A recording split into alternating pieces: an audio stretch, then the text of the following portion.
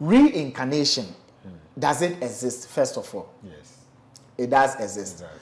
Now, when you become a reincarnated being, would you be aware of your previous life, and will you know things that you know now that happened in your previous life? Yeah, as a baby, you know. As a baby, you know. Because babies are more spiritual aware than when we grow up. Oh. Yes. That is why a baby may smile. What do you think he has seen? He's happy. He's seen breast. No. Sometimes these memories flash. So they remember a happy moment. Ooh. So they smile. Oh. A lot of things go on, not only a matter of the memories. Maybe they see spiritual entities. They see angels around them. So they smile at them. Are you getting me? I'm following you. Talking about the memories. I have a 2-year-old boy. At the 3rd month, when the mother was sending her to the hospital, he saw coconut and was crying, "Mommy, mommy, mommy," pointing to the coconut. The coconut, the mother was going, the coconut seller said, won't you come and buy it for him? Then the mom said, how does my small boy know, this small boy, how does he know a coconut? He said, the coconut seller said, he want to drink coconut, so you come and buy it for him. Then as the mother started walking toward the coconut seller, the small boy kept quiet. When the coconut was broken and then the water was poured for him, he drank it as though he knew it before. At the 3rd month of his life. 3rd month. What makes him know, and what makes him think, or probably what makes him just know that this is edible? Thank you. This is edible. What makes him know that this can be taken? Exactly. What brain does he have? Exactly. What sense does he have? Exactly. What has he seen in life? What has he seen in life? Meanwhile, over that 3 months, we didn't take coconut in the house. Maybe when I go out there, I buy my coconut and take. Everybody. But the mother said he has not taken coconut over that 3 months. What makes this small boy edge for coconut? There are several scenarios when people talk about their past lives. Yeah. You can just Google it. People speak about their past speaking life. About maybe children. Yeah. Check, Google it. Find a topic. Just Google it and say maybe children talking about their past lives, or probably just frame it well. Yeah. You will see plenty of it. Reincarnation is real. It's real. Are you getting me? Real. And as you grow, you lose memories. You lose memories of you actually, you see, we have levels of consciousness. Right. The objective consciousness is when we are dealing with the things that we see, or more of a physical things. Yeah. Okay? Then we have the subconscious. Then we have the cosmic consciousness. Objective, subconscious, and cosmic consciousness. Yeah. Okay? So, objective consciousness, as a child, if you are growing, you will be more focused on the physical things. So your objective consciousness grows. Whilst the subconscious it goes off a little. It goes dormant. Unless maybe as a child, you have the opportunity to be in some form of spirituality where you awaken, or probably they constantly nurture your subconsciousness. Exactly. Intentionally. Yeah. A conscious effort. Yes. Or probably you are born with a gift of spirituality. Then your consciousness, your subconscious will be more awakened. Those are the children that you see them talking about deeper things. Are you getting me? So your subconscious goes off while the objective consciousness takes over. Right. This is where you'll be making objective decisions. Right.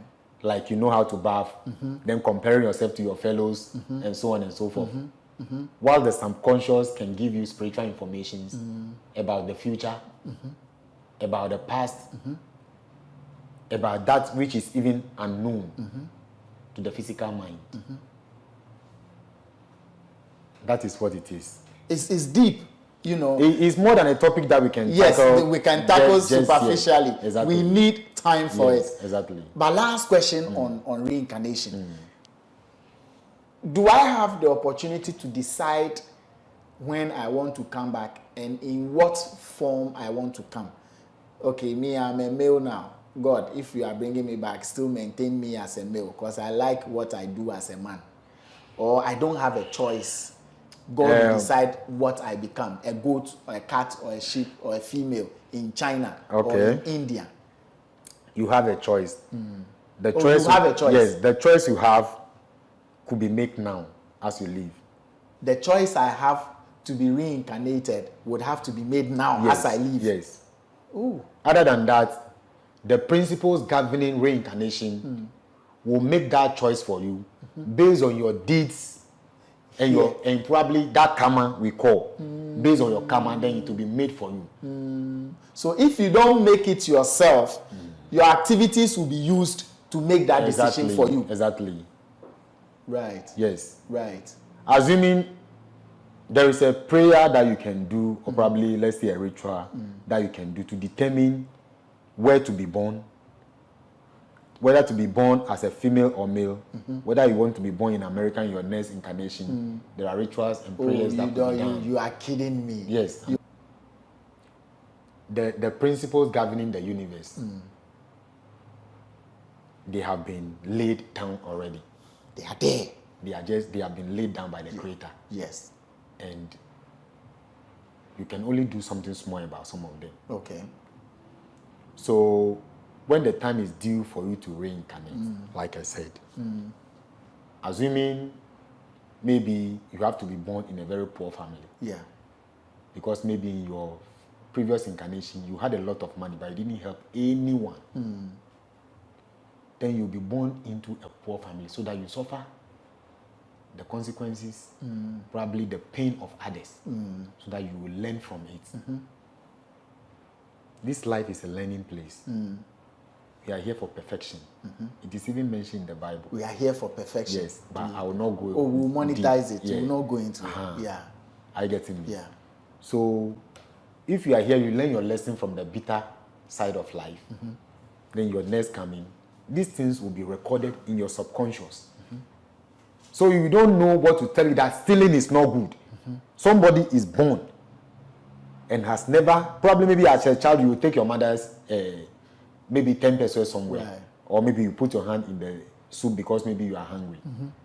But as you grow as an adult, at the stage when you know what is good and bad, stealing will never touch your senses. Okay.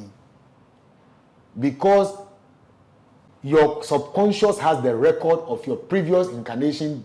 Probably what is kicking in your memories will direct you. Yeah. Are you getting me? Yes, I am. Your subconscious. When you say that means you are not really conscious of it. Yes, but it is not really working. active. Yes. It is not really active, but it is working. Exactly. Let's say back end. The computer guys will say back end. Exactly. It is working. Exactly. Yeah. Are you getting me? So somebody is here due to his previous deeds. He have to steal and be jailed, so that he also learn a lesson from it. Yet, in every situation, there is a solution. Okay. So can it be averted? Yes, you can. He lived recklessly then. He has been brought back to come and pay for his reckless life, his reckless previous life.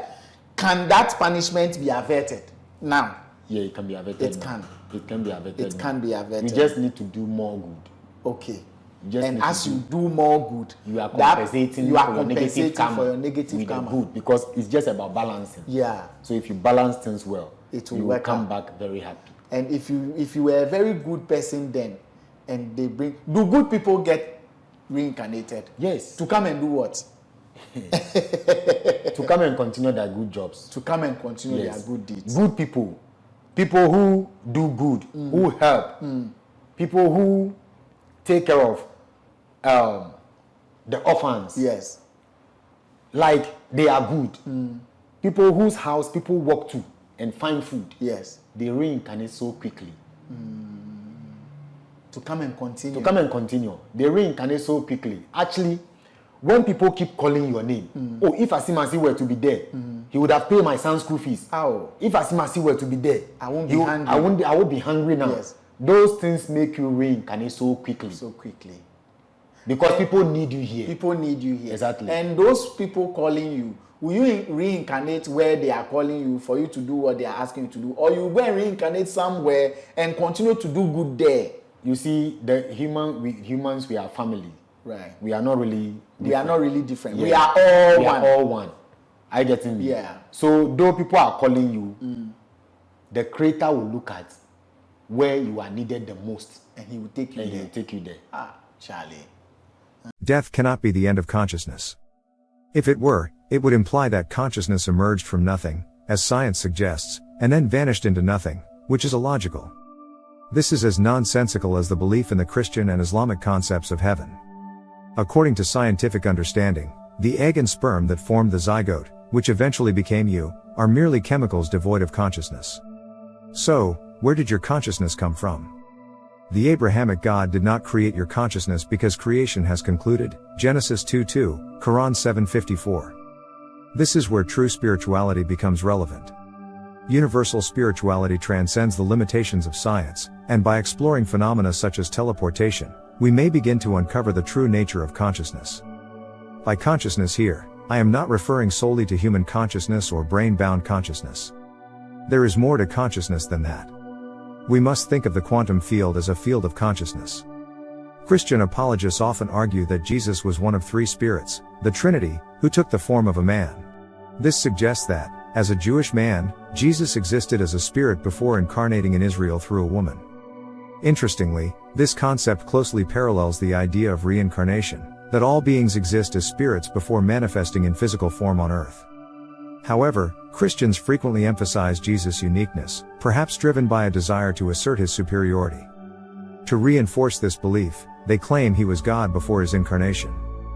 Yet, this creates a contradiction within their theology, as they also assert that Yahweh was Jesus physically present in Israel. This leads to a deeper question: where does the spirit of a reincarnated being reside before life existed on earth? The only reasonable conclusion is that it originates from the eternal source, God. In truth, everything physical must arise from the same eternal source. Some highly evolved individuals are able to remember and recognize their origin as God. Let me clarify, we do not reincarnate as animals in animal bodies. When some scriptures mention reincarnating as ants, they are referring to adopting the qualities of ants, such as their industrious nature and focus on building. If someone spends many lifetimes engaging in similar activities, they are metaphorically like ants in their approach. This is the intended meaning. Furthermore, reincarnation ends when one becomes fully enlightened, merges with the divine or absolute.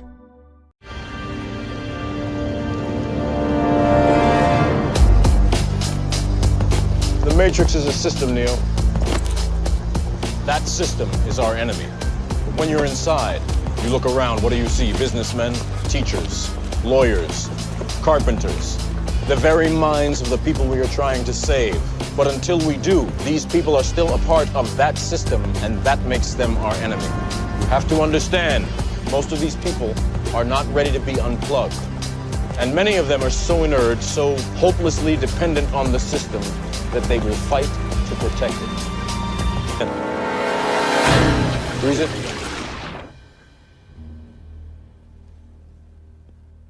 This isn't the Matrix. No. It's another training program designed to teach you one thing. If you are not one of us, you are one of them. We have survived by hiding from them, by running from them. But they are the gatekeepers.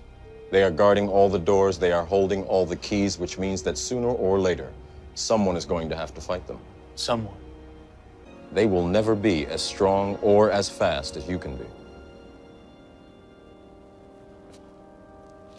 What are you trying to tell me? That I can dodge bullets? No, Neo. I'm trying to tell you that when you're ready, you won't have to.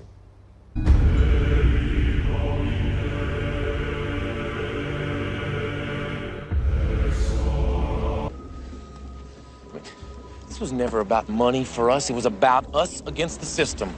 That system that kills the human spirit. We stand for something.